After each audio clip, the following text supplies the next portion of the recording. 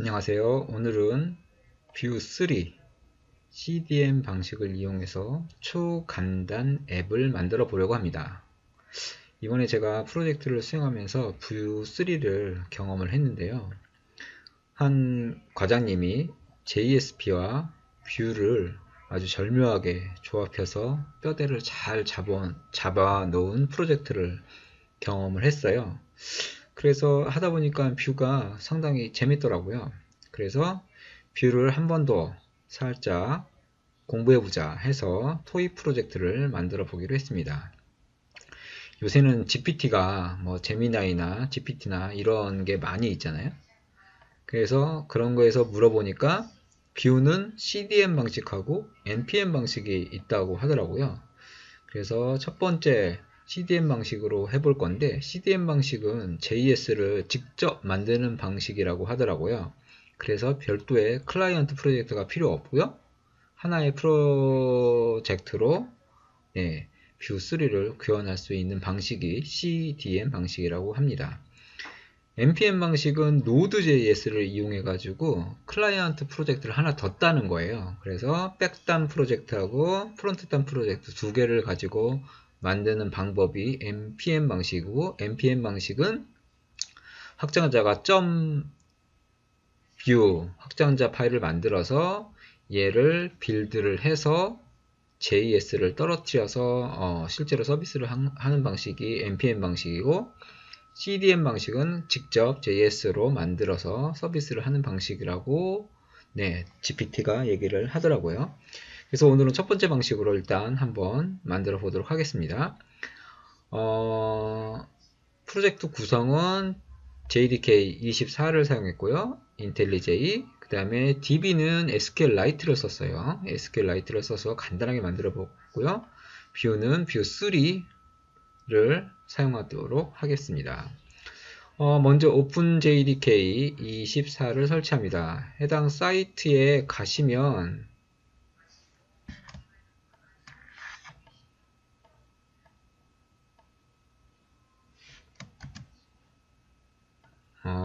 OpenJDK가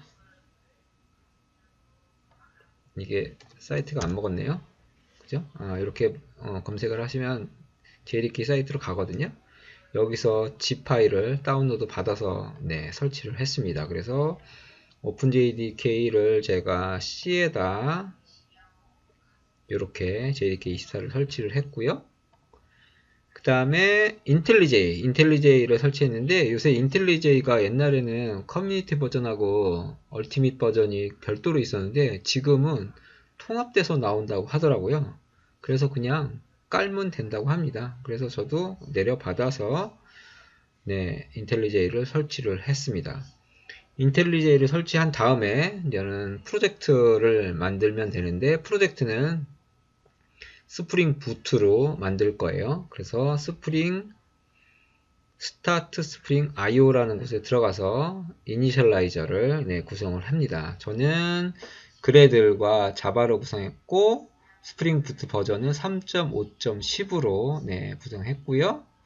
그 다음에 프로젝트 명은 그대로 일단 데모라고 했습니다. 그 다음에 패키징은 자르, 프로퍼티, 그 다음에 자바 버전은 17. 이 17이 아마 24 이상, 24로도 가능할 거예요. 이렇게 했고요. 그 다음에 디펜던시는 스프링 부트, 데브툴, 롬복, 스프링 웹 이렇게 3개 선택해서 만들었습니다. 이렇게 한 다음에 제너레이트를 누르면 데모 프로젝트가 다운로드가 돼요. 그래서 데모 프로젝트를 받아서 압축을 푸시면 되겠습니다. 저는 압축을 풀어서 토이 PJT라는 곳에 넣었어요. 그래서 이게 원래 여기서 스프링 IO에서 만들면 여러분도 아시겠지만, 그쵸? 여기서 이렇게 만들면 요 제너레이트를 하면은 그게 이제 zip 파일로 떨어지거든요. 그래서 zip 파일을 다운로드 한 거를 갖다가 압축을 풀어서 저는 토이 PJT, 토이 프로젝트 안에다 이렇게 데모라고 이렇게 풀었습니다. 압축을. 그래서 거기서 받은 거를 풀었습니다. 그 후에 하실 일은 인텔리제이를 이제 실행하는 거죠. 인텔리제이를 실행해 볼까요? 인텔리제이를 실행한 후에 인텔리제이를 실행해서 지금 프로젝트가 열려 있는데요. 처음에는 아마 여러분들은 프로젝트가 닫혀 있겠죠. 프로젝트를 이 상태로 아마 여러분들은 뜨실 텐데,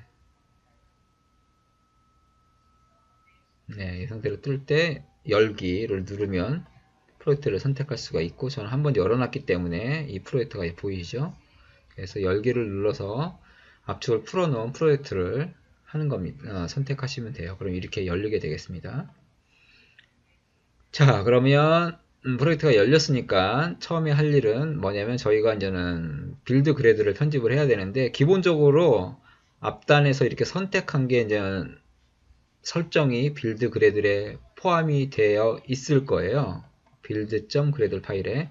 그래서 보시면 플러그인이나 뭐 버전이나 자바나 뭐 이런 것들은 다 기본 설정으로 구성이 되어 있을 것입니다. 디펜던시도 대부분 다 구성이 똑같이 되어 있었을 거예요. 여러분들도 이 구성을 보시고 약간 틀린 거는 맞춰주시면 될 건데, 아마 거의 대동소이하게 구성이 됐을 거고, 아까 말씀드렸다시피 DB는 SQLite를 쓸 거잖아요. 그래서 SQLite를 쓰려는 디펜던시만 2개 추가해 주도록 하겠습니다.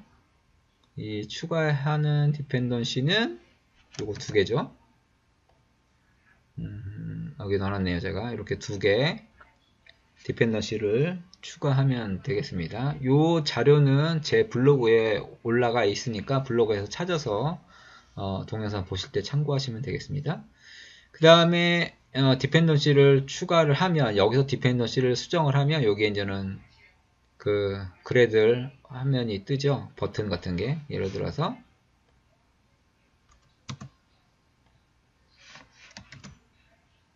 이렇게 스페이스 같은 건 안 뜨는군요. 자동으로 없어지네요. 그러네요. 주석 처리를 해볼까요? 이렇게 요거 뜨시는 거 보이죠? 여기서 이걸 누르면 이제는 네, 그래들이 자동으로 새로 고침을 해줍니다. 지금은 원래대로 됐으니까 또 사라졌죠? 이런 식으로 코끼리 버튼을 누르시면 되고요. 그래들이 완료가 됐으면 프로퍼티를 한번 구성해 볼게요. 이거는 다 SQLite 프로퍼티라고 보시면 되겠습니다. 기본적으로 요것만 들어가 있어요. 근데 나머지 프로퍼티를 설정해 볼게요. 데이터 소스 URL은 SQLite 데이터베이스가 생성되는 위치를 말하는 거라서 여기까지는 디폴트고요. 나머지는 이제 경로를 써주는 건데, 이렇게 ./mydata.db라고 하면 이게 루트 경로에 mydata.db가 생성되는 겁니다. 보시면 이렇게 mydata라고 지금 보이시죠? 저는 프로젝트를 한번 실행했기 때문에 이 파일이 생긴 거고, 만약에 프로젝트를 한 번도 실행이 안 했으면 이 파일은 생성이 안 돼요. 이거는 스프링 부트가 기동되면서 이렇게 자동으로 만들어 줍니다. 요거를 만들어주는 그 파일을 이렇게 이런 DB를 만들고 나서 어떤 테이블을 생성하고 어떤 데이터를 넣을 거냐 하는 거를 만들어주는 게 있는데, 그게 바로 리소스 밑에 보시면은 이렇게 만들어 놨어요. 스키마 SQL하고 데이터 SQL. 이 리소스 밑에 SQL을 만들어 놓으면 스프링 부트가 자동으로 실행을 한다고 하더라고요. 이게 지금 JPA 방식, 여러분 아시는 하이버네이트 방식이라서 그게 자동으로 실행이 된다고 합니다. 그래서 DB 설정, 그 다음에 드라이버, 그 다음에 요게 지금 GPT한테 이렇게 물어보면 아마 알려주실 건데, 요게 실질적으로 최신 버전에서 SQLite 다이렉트를 사용하게끔 해주는 그런 설정이래요. 그래서 요것도 꼭 넣으셔야 되고, 요 밑에 설정은 이 스키마를 실행할 거냐 말 거냐를 해주는 거랍니다. 그래서 DDL 오토를 업데이트 또는 크리에이트를 해놓으면 실행할 때 DDL 문장이 있으면, DDL 스크립트가 있으면 그걸 실행한다고 하네요. 그 다음에 이거는 JPA 로깅 하는 거고요.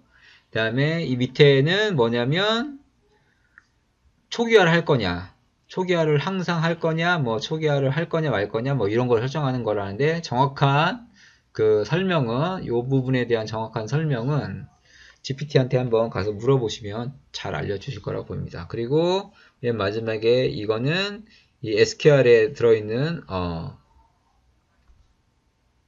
한글 파일에 대한 그 한글 깨짐을 막기 위한 설정, 인코딩 설정입니다. 자, 스키마 SQL을 열어볼게요. 얘는 테이블을 만드는 거예요. 그래서 유저라는 테이블을 만들어주는 건데, 테이블이 없으면 만들어주는 거예요. 그래서 ID, name, email, phone 이라는 4개의 컬럼을 가지고 만들고, id는 auto increment로 만들겠다, 이런 겁니다. 그리고 테이블을 만들면 데이터 SQL이 실행이 되는데, 데이터 SQL은 처음에 데이터를 한번 지우고 15개의 데이터를 강제로 넣어라, 뭐 이 스크립트가 실행이 되는 거예요. 그래서 스프링 부트가 기동될 때 스키마를 실행하고, 테이블이 없으면 만들고, 여기 보시죠? 테이블이 없으면 만들고, 있으면 넘어가고, 얘는 이거고요. 데이터를 한번 지우고 나머지 데이터를 넣는다, 이렇게 생각하시면 되겠습니다. 그래서 어플리케이션 프로퍼티 설정을 이렇게 해놓으면 저희가 이제 SQLite를 쓸 수가 있습니다. 그 부분을 이렇게 써놓은 거고요. 백단 리뷰를 먼저 해볼게요. 백단은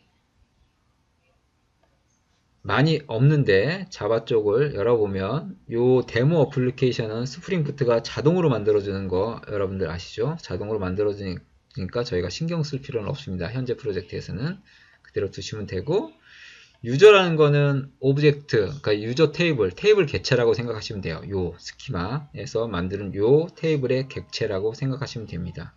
그래서 클래스를 만드는데 id는 오토 제네레이션이라고 생각하시면 되고, 이거는 롱으로 선언을 해주시면 되고요. 그 다음에 스트링으로 이름, 이메일, 전화번호 이렇게 만드시면 됩니다. 보통 아까 저희가 그래들이 아니라 그 스프링 만들 때 롬복을 쓰도록 만들었잖아요. 그래서 여기 이렇게 롬복이 이렇게 들어와 있는데, 롬복을 쓰면은 게터 세터만 써주면 이렇게 get이나 set 함수를 안 만들어도 자동으로 이렇게 돌아가는 게 맞는데, 제가 뭘 잘못했는지 getter set를 썼는데도 getID라는 함수를 못 찾아서 getID 함수는 제가 일단 일부러 이렇게 넣어 놓은 거고요.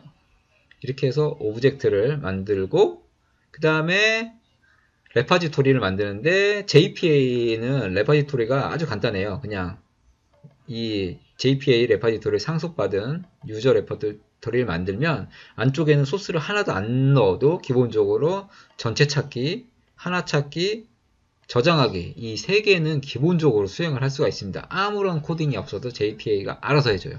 그러니까 껍데기만 이렇게 만들어 놓으시면 되고요. 그 다음에 중요한 건 이제 컨트롤러를 만들면 되겠습니다. 컨트롤러에서는 앞에서 만들었던 레퍼지토리를 선언을 해 주시고, 그 다음에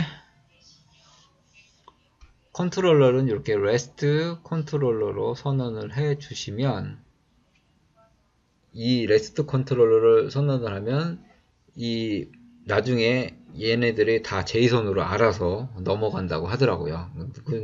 저도 처음 알았는데, 이번에 그냥 컨트롤러가 아니라 REST 컨트롤러를 쓰면 리턴되는 데이터들이 다 제이선 형식으로 자동으로 바뀌어서 간다고 합니다.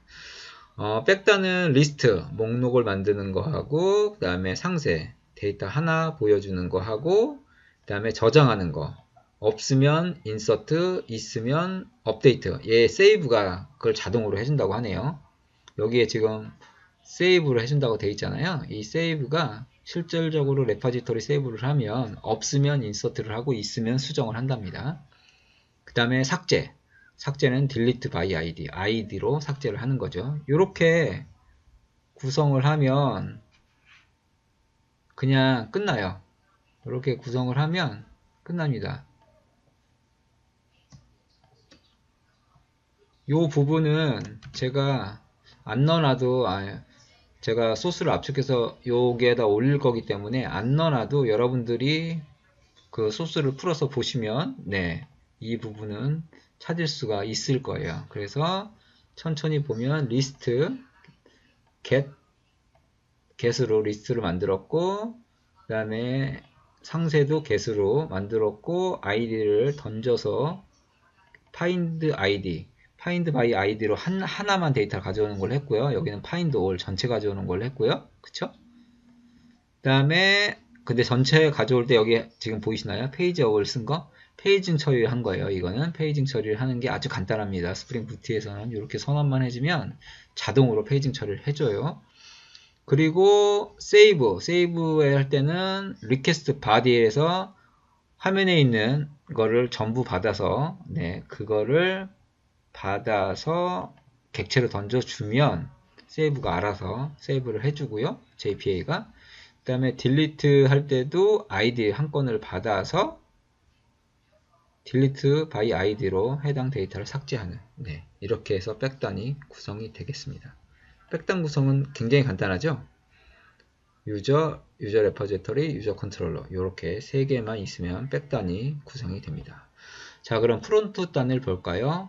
스프링 부트는 리소스 밑에 스태틱 밑에 HTML을 넣어 놓으면 이 HTML이 자동으로 동작을 합니다. 그래서 이렇게 처음에는 지금 보시면 아시겠지만 HTML이 지금 제가 잠깐 보여드리면 요거는 그냥 둘게요. 그 다음에 다른 건 다 그냥 둘게요. 그 다음에 요거 이 진짜 소스를 빼가지고 제가 옮겨 놓고요. 그 다음에 밑에 스크립트 쪽도 제가 다 빼서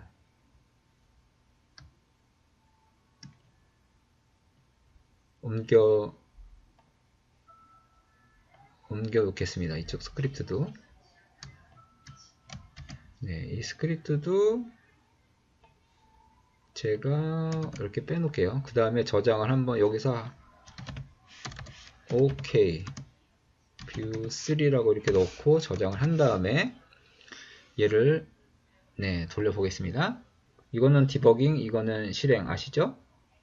처음에 지금 이렇게 안 보이시는 분들이 있잖아요. 데모 어플리케이션을 안 보이시는 분들은 이 데모 왼쪽에 있는 데모를 클릭한 다음에 오른쪽 클릭을 해서 런을 누르시면 그 다음부터는 이게 이렇게 보입니다.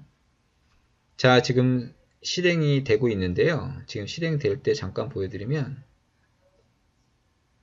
아까 그 SQL 두 개를 실행하는 모습이 보여요. 여기 보이시나요? 지금 보이죠? 스키마 프로젝트를, 스키마 SQL을 실행한 거고, 그 다음에 데이터 SQL을 실행해서 딜리트하고 인서트하는 그런 모습 보이시죠? SQLite가 아주 간단한 공부하실 때 굉장히 좋더라고요. 그래서 지금 8080으로 서비스가 올라왔습니다. 이걸 잠깐 보시면, 지금 제가 열어놨는데 8080을 실행해 보면은, OK 뷰라고 떤 거 보이시나요? 이렇게 해서 일단 프로젝트가 어떻게 뜨는지 보셨고, 그 다음에 실제로 이제 하나씩 실행을 해 볼게요. 자, 언두를 해서 소스를 돌려 놓을게요. 자, 이렇게 해서 원래 소스대로 이제 돌아왔고요. 그 다음에 클라이언트에서 하실 일은 뭐냐면, 처음에 뷰3는 보시면, 일단, 요 부분만 지워볼까요? 요 부분만. 페이징하고 폼만 지워보고, 아니다. 시간이 없으니까 빨리 하는 게 좋겠죠? 지금 시간이 벌써 19분이에요. 30분 안에 끝내야 되는데 끝낼 수 있을지 모르겠네. 자, 하나씩 처음부터 볼게요. 지금 보면 뷰3를 CDN 방식으로 쓰려면 이 문장을 반드시 삽입을 해야 돼요. 뷰3의 global.js를 사용하겠다. 이거죠. 이건 다운로드를 한 거를 정적으로 된 JS를 쓰는 게 아니라 실제 뷰3 웹에 있는 JS를 쓰겠다는 거죠. 그 다음에 얘를 반드시 추가를 하셔야 되고, 그 다음에 뷰는 이렇게 지금 이게 중괄호인가요? 대괄호인가요? 중괄호 두 개를 이렇게 쓰면은 하단의 데이터를 바로 사용할 수가 있는 거잖아요. 보시면 저 메시지가 어디에 있는 거냐면 여기 보시면 const 메시지라고 선언이 되어 있고 ref라고 되어 있죠. 이 ref라고 되어 있으면 이 메시지를 바로 쓸 수가 있는 거잖아요. 그래서 이 ref를 쓰기 위해서는 저희가 선언을 해줘야 되는데 이렇게 ref라고 선언을 해줘야 이 ref 기능을 쓸 수가 있는 거죠. 이게 뷰의 특성이더라고요. 뷰는 이렇게 쓰는 거다. 뭐 이거는 뭐 공식이니까 그냥 외우시면 될 것 같아요. 그래서 저희가 보시면 create app이라는 걸 썼기 때문에 create app을 뷰에서 create app을 선언을 하고 ref를 써야 되기 때문에 ref를 선언했고 저 밑에 가면 onMounted라는 걸 써야 되기 때문에 onMounted를 이렇게 선언을 했습니다. 이렇게 뷰를 쓰기 위해서는 선언을 해야 되고요. 그 다음에 create app이라는 이 부분이 뷰를 구성해주는, 설정해주는 그런 부분인데 굉장히 함수가 길어요.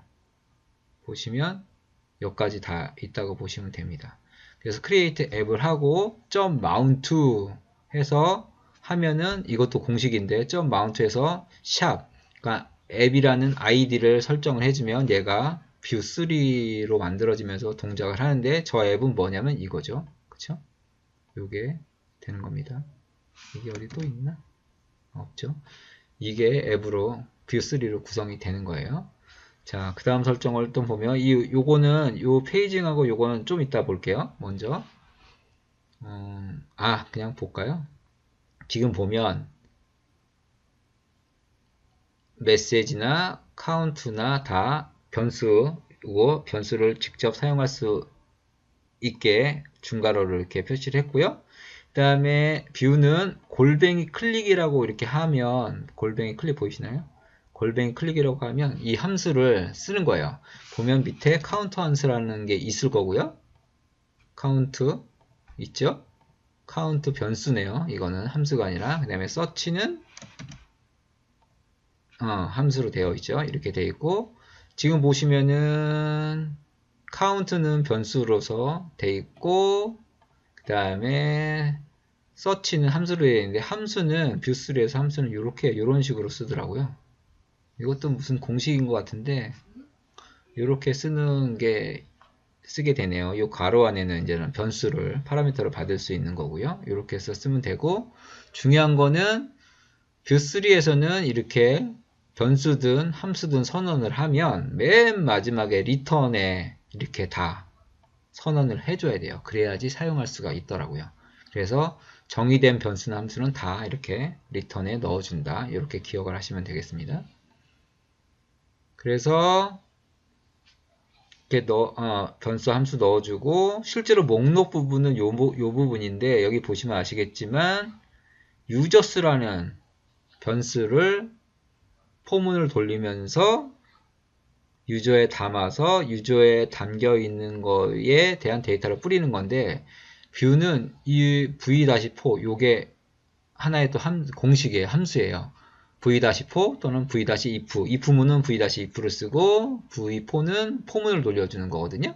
그래서 users라는 게 뭐냐면 아마 데이터의 목록일 거예요. 보면 users라고 되어 있고 ref로 되어 있고 이렇게 되어 있죠. 배열로 선언을 한 다음에 얘가 실질적으로 조회를 한 후에 지금 보시면 조회를 서버단을 갔다 와서 온 걸 갖다가 제이손으로 받아서 받은 거를 갖다가 유저에다 담았죠. 이게 뷰3에서 재밌는 점이 위에 변수에다 여기다 담을 때는 항상 value란 .value라는 걸 이렇게 써야 되더라고요. 써야지 담기더라고요. 그래서 user.value 해가지고 데이터 목록을 받은 거를 이렇게 담아 놓으면 이 ref로 선언이 돼 있기 때문에 위에서 이렇게 바로 쓸 수가 있습니다. 그리고 변동이 되면 바로 적용이 돼요. 데이터가 변동이 되면. 그래서 users라는 걸 포문을 돌려서 받아서 user.id를 찍고 이름 찍고 이메일 찍고 전화번호를 찍고 이렇게 찍은 거예요. 그리고 바로 함수가 있는데 얘는 상세함수. 상세함수는 골뱅이 클릭해가지고 디테일이라는 함수를 만들었는데 여기에는 유저라는 걸 담아서 함수를 만들었죠. 그럼 디테일은 어떻게 선언이 되어 있냐면 이거 보면은 이렇게 선언이 되어 있습니다. 디테일에서 유저 파라미터를 받아서 얘를 my폼에 넣어주고 my폼에 있는 getUser 함수를 불렀다 이렇게 되어 있는데, 여기서 재밌는 게 하나 있는데, 이게 뭐냐면 my폼이 자식이에요. 지금 저는 보시면 아시겠지만 index HTML이 있고요, form.js가 있고 paging.js가 있는데, 이 my폼은 이 form.js를 말하는 거예요. 그래서 이 my폼이 뭐냐면, 위에 살짝 올라가 보면 my폼이라고 선언을 했고요. 이 my폼을 보니까 유저폼이라고, 이렇게 유저폼이라고 되어 있죠. 유저폼을 my폼이라는 걸로 선언했는데, 이 ref라는 게 뭐냐면 부모가 자식에 있는 걸 핸들링할 때 쓰는 게 ref더라고요. 그래서 부모가 자식에 있는 걸 핸들링할 때는 ref라고 이렇게 선언한 다음에 거기에다가 이름을 넣어주면 앞으로는 my폼이라는 걸 이용해서 자식에 있는 걸 핸들링할 수가 있어요. 그래서 form.js를 가서 보면은 이렇게 돼 있죠. 유저폼인데 요게 슬래시가 아니라 다시 폼이 실제로 여기는 대문자 유저폼 이렇게 쓰는 거라고 하더라고요. 이게 또 규칙이더라고요. 그래서 유저폼이라고 네임이 유저폼이라고 돼 있으면 엄마한테 쓸 때는 유저 다시 폼이라 이렇게 선언을 하면 이게 바로 유저폼이 됩니다. 그래서 선언을 했을 때 이쪽에서 보시면 forms.js를 임포트 했잖아요. forms.js를 임포트 할 때 유저폼 컴포넌트, 여기 보시면 유저폼 컴포넌트라고 보이시죠? 이렇게 선언을 하는데, 보시면 const라고 되어 있고 앞에 export라고 되어 있잖아요. 그래서 export const는 타입이 모듈형 타입으로 view3를 구성할 때 쓰는 거라고 합니다. 그래서 export라고 선언을 해서 쓰는 거, 모듈형, 이게 훨씬 더 요새는 많이 쓰는 거라고 하더라고요. 그래서 그게 좋다고 해서 저도 지금 그렇게 썼는데, 모듈형을 받을 때는 이렇게 타입 모듈이라고 쓰고, 여기 보시면 여기는 없네요. 그쵸? 타입 모듈이라고 쓰고 import 해당 폼.js 같은 디렉토리 안에 있기 때문에 ./formjs를 이 모듈 타입이 최신 방법이라고 하더라고요. 이렇게 쓰고 그 다음에 유저폼, 여기 위에 보이시죠? 유저폼이 유저 컴포넌트다 이렇게 선언을 해주면 얘랑 얘가 같은 선언을 하고, 선언한 게 이 유저 컴포넌트가 얘다 라는 이런 연결관계, 연결고리를 맺어주면 이제 유저폼을 쓰는 겁니다. 그래서 여기가 이제는 my폼이 돼 있는데, my폼으로 내려가서 다시 보면 myform.value, 여기에 있는 거를 사용할 때는 value라는 걸 써야 된다고 했잖아요. 똑같아요. 얘도 호출할 때도 마찬가지로 myform.value getUser는 뭐냐면, 여기에서는 getUser라는 게 없잖아요. 근데 폼에 가면은 getUser라는 함수가 있어요. 이렇게. 그쵸? getUser라는 함수가 원래는 자식한테 있는 함수예요. 그리고 이 함수를 사용할 때는 역시 마찬가지로 리턴에 이렇게 getUser를 써줘야 되겠죠. getUser 써주고, 자식에 있는 함수를 쓰기 위해서 이렇게 ref라는 걸 통해서 getUser를 자식 함수를 부를 수 있는 겁니다. 그래서 유저라는 파라미터를 받아서 얘를 getUser라는 자식 파라미터에 던지면 실질적으로 얘가 돌아가는 부분은 여기가 되는 거죠. 여기서 유저라는 걸 받아서 유저에서 상세가 돌아가는 거예요. 그쵸? 얘는 뭐예요? 지금 뭐가 돌아가는 거예요? 실질적으로는 컨트롤러에 얘가 들어가는 거죠. 그쵸? 얘가 돌아가서 실제로 한 명의 데이터를 받아오는 거가 되겠습니다. 그래서 디테일은 그렇게 동작을 하는 거예요. 이게 설명을 하다 보니까 굉장히 길어지네요. 그 다음에 페이지는 기존 모듈 방식이 아니라 기존 전통적인 방식을 써서 만들었어요. 그래서 페이지를 잠깐 보시면 페이징 JS는 익스포트라는 말이 없고 그냥 컨스트죠. 그냥 컨스트고 템플릿으로 구성되어 있고 마찬가지로 폼도 보시면 템플릿으로 이렇게 구성이 되어 있는데 얘는 익스포트라고 되어 있고 페이징은 전통적인 방식으로 익스포트라는 말이 없어요. 이 안쪽에 있는 이런 내용들은 GPT한테 물어보면 잘 알려줄 거예요. 저도 GPT가 알려줘서 이렇게 그냥 만든 거거든요. GPT가 너무 소스까지 완벽하게 알려주더라고요. 이게 GPT가 만들어준 소스고 여기도 사실 다 GPT가 만들어준 소스라고 생각하시면 됩니다. 그래서 GPT한테 물어보시면 잘 알려줄 거예요. 그래서 페이징 JS는 전통적인 방식으로 구성을 했어요. 그래서 페이지는 My Pagination 이라고 지금 돼 있죠. My Pagination이 뭔가라고 보면은 여기 보시면 똑같죠. My Pagination 있고 My Pagination 있고요. 그 My Pagination은 Pagination 컴포넌트를 상속을 받은 건데 이 컴포넌트는 전통적인 방식으로 했기 때문에 이렇게 임포트를 하는 것이 아니라 지금 보시면 이렇게 그냥 Paging.js를 스크립트로 임포트를 한 다음에 페이지네이션 컴포넌트를 선언을 해서 쓰면은 페이징이 들어옵니다. 페이지네이션 컴포넌트는 이거잖아요. 그쵸? 요 이름을 그대로 쓰면은 my pagination이 동작을 하고요. 보시면 토탈 페이지, 커런트 페이지, 패치 유저라는 게 있는데 이거는 변수고 얘는 함수예요. 그래서 토탈 페이지라는 변수 여기 있고요. 커런트 페이지 있고요. 그쵸? 그 다음에 패치 유저라는 함수가 또 있습니다. 예, 함수가 있죠. 얘는 리스트를 불러오는 거예요. 그쵸? 리스트를 불러오는 거라서 얘가 돌 때는 뭐가 타냐면 얘가 타는 거죠. 그렇죠? 그래서 선언을 한 다음에 네, 이렇게 해놓고 돌리면 완벽한 소스가 돌아가게 되겠습니다. 돌려볼까요? 벌써 32분이네요. 8분 안에 끝내도록 하겠습니다. 자, 볼까요? 여러분들이 눈으로 보시기에는 조금 어렵지만 하나하나씩 따라서 해보시면 되게 편해요. 부분. 제가 처음에 권해드릴 거는 뭐냐면 먼저 목록을 먼저 뿌려라. 목록을 뿌린 다음에는 페이징 처리를 한번 추가해봐라. 페이징 처리를 추가한 후에는 폼까지 추가해봐라. 이렇게 해서 세 단계로 구분해서 프로그램을 만드시면은 충분히 따라 하실 수 있을 겁니다. 이 단계별로 할 때 보시면 아시겠지만 이 밑에 부분도 살짝씩 달라질 거예요. 예를 들어서 처음에 목록 뿌릴 때는 이 부분도 필요가 없고요. 그쵸?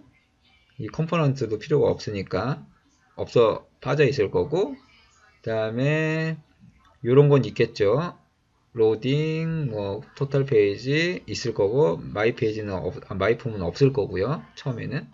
그 다음에 조회, 패치 유저는 있을 거고, 그 다음에 마운트도 당연히 있을 거고, 마운트 됐을 때 패치 유저, 이걸 안 해놨네요. 마운트 됐을 때 패치 유저. 이게 화면이 열렸을 때 조회를 한번 때려라, 이런 내용이거든요. 그래서 얘를 막아도 되고, 열어도 되고요. 그 다음에 상세 보는 거, 그 다음에 서치 버튼 눌렀을 때, 그 다음에 나중에 또 하나 알려드릴 게 있는데 이거 설명을 안 했네요. 자식이 호출해둘 부모의 함수. 이건 뭐냐면 예를 들어서 폼.js에서 사람을 하나 등록하거나 삭제했을 때를 말하는 거거든요. 보시면 서브밋이라고 해서 폼에는 실제 데이터 처리하는 기능이 들어가 있어요. 이 서브밋은 실제로 세이브하는 부분, 데이터를 처리하는 부분인데 보통 데이터를 처리하는 부분의 경로는 이렇게 API를 써주려고 하는데 이거는 상관없어요. 이거는 경로는 정해진 건 아닙니다. 저는 이번 프로젝트 하면서 프레임워크를 만드신 분이 이렇게 데이터 처리하는 부분에는 API를 붙이시길래 저도 일단 붙여봤는데 전혀 상관이 없는 거예요. 어떻게 하든 상관이 없습니다. 그래서 저장하는 부분하고 보시면 딜리트하는 부분에도 API라고 되어 있죠. 딜리트하는 부분까지 있어서 이럴 때 데이터가 변했기 때문에 엄마한테 데이터가 변했으니까 다시 한번 조회를 해줘라고 해주는 부분이 있어요. 이게 이제 부모한테 데이터가 변했어. 다시 갱신해봐라는 걸 알려주는 거거든요. 그러면 이렇게 차일드 이벤트라고 해서 메시지가 리프레시라고 던져요. 이 부모한테 내가 부모한테 어떤 함수, 부모에 있는 어떤 함수를 돌려줘라고 하는 게 이 emit이라는 함수더라고요. 뷰에서는 emit이라는 함수인데 이 emit이라는 걸 호출하면 얘가 부모를 호출합니다. 그래서 부모 쪽에 딱 가서 보면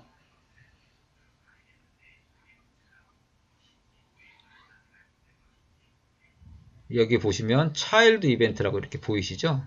부모의 차일드 이벤트라고 선언이 되어 있잖아요. 그래서 차일드 이벤트라고 이렇게 emit 차일드 이벤트라고 호출을 하면 부모의 이 차일드 이벤트가 받아요. 받으면서 parent react라는 함수가 실행이 됩니다. 그래서 parent react가 실행이 되면서 재조회를 이렇게 하는 거예요. 메시지가 리프레시면 재조회를 해라 이런 뜻입니다. 네. 이렇게 동작을 하면 자식이 부모 거를 이렇게 호출하는 그렇게 동작을 하게 돼요. 자, 프로그램이 잘 올라왔죠? 실행을 해볼게요. 다시 아까는 이렇게 보였었는데 최종 실행하면은 이렇게 보이는데 데이터가 안 보이네요. 그쵸? 데이터가 왜 안 보일까요? 데이터도 다 들어갔는데 조회를 한번 해볼까요? 조회를 한번 나오네요. 결론은 뭐냐면 마운트가 아까 이게 안 풀린 상태에서 올라갔기 때문에 그런 겁니다. 얘를 풀어놓고 올리면 처음부터 조회를 할 거예요. 자, 조회를 한 다음에 페이징 바뀌시는 거 보이시나요? 다음 눌러도 보이고 이전 하나씩 페이지 바뀌는 거 보이시죠? 그 다음에 상세 누르면 상세. 이 상세를 눌렀을 때는 실질적으로 서버에 갔다 온 거예요. 예, 갔다 온 겁니다. 지금 뭘 탔냐면 아까 상세를 누르는 순간에 얘를 탄 거죠. 얘가 타서 자식의 그 상세 함수를 탄 겁니다. 요 함수를 탄 거예요. 그쵸?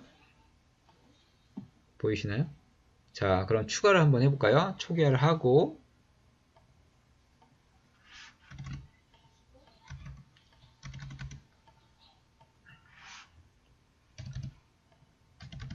저장을 하면 없으면 이렇게 들어오고요. 상세를 다시 누른 다음에 이렇게 해놓고 저장을 하면 수정이 되는 거 보이시나요? 그럼 재조회를 또 한 거예요. 그쵸? 그 다음에 초기화를 하고 11, 222, 333 이렇게 저장을 하면 들어오는 거 보이시죠? 이게 바로 방금 알려드렸다시피 폼에서 저장을 하고 난 다음에 notify parent를 타서 실질적으로는 엄마 함수가 동작을 한 거예요. 요 함수가 동작을 한 거예요. 그래서 재조회를 한 거예요. 뷰는 이런 게 참 재밌게 잘 되어 있네요. 여러분도 잘 보이시죠? 삭제 한번 해볼까요? 삭제는 지금 아이디가 없기 때문에 이럴 때는 삭제가 안 될 거고요. 이렇게 클릭한 다음에 삭제를 하면 아이디가 있었기 때문에 삭제가 잘 됩니다. 잘 되는 거 보이시나요? 이거는 그냥 서비스로 원래 뷰 만들 때 제공해 준 거라서 크게 의미는 없습니다. 동작을 이렇게 한다는 것만 보여주시면 되고요. 이렇게 해서 오늘 뷰3 NoNPM 방식, 한마디로 CDN 방식으로 프로젝트를 구성하는 걸 만들어 봤는데요. 얘는 그냥 스프링 부트 프로젝트 하나만으로 만들었다가 보시면 돼요. 그래서 백단하고 프론트 단이 한 프로젝트에 섞여 있는 거죠. 간단하게 그렇게 해서 만드는 거예요. JS를 직접 만드는 방식이라고 보시면 되겠습니다. 인덱스 파일 하나에 나머지 두 개의 JS가 include 돼서 돌아가는 거라고 보시면 되겠습니다. 보시면 얘가 페이지 JS 부분이고요. 요 밑에 게 폼 JS 부분이라고 생각하시면 돼요. 요게 이렇게 하나의 index.html에서 섞여서 돌아간다고 생각하시면 되겠습니다. 오늘은 여기까지 하고요.